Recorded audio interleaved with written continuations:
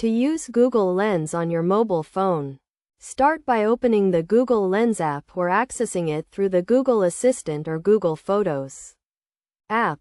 If you do not have the Google Lens app, you can download it from the App Store.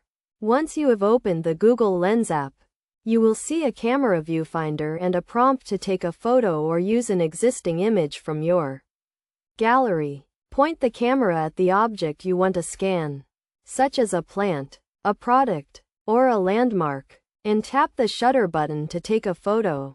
Google Lens will then analyze the image and provide you with relevant information, such as the name of the plant, the price and reviews of the product, or the history and location of the landmark. You can also use Google Lens to translate text in real time, scan barcodes and QR codes, and identify famous paintings and artwork.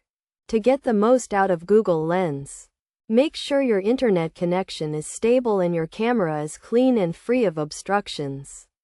You can also use the app in conjunction with other Google services, such as Google Maps and Google Search, to get more detailed information about the objects you scan. In addition to scanning objects, Google Lens can also be used to solve math problems and translate text from one language to another. To do this, simply point the camera at the math problem or the text you want to translate, and Google Lens will provide you with the solution or the translation. Overall, Google Lens is a powerful tool that can help you learn more about the world around you and solve everyday problems by following these steps and practicing with the app. You can unlock its full potential and get the most out of its features.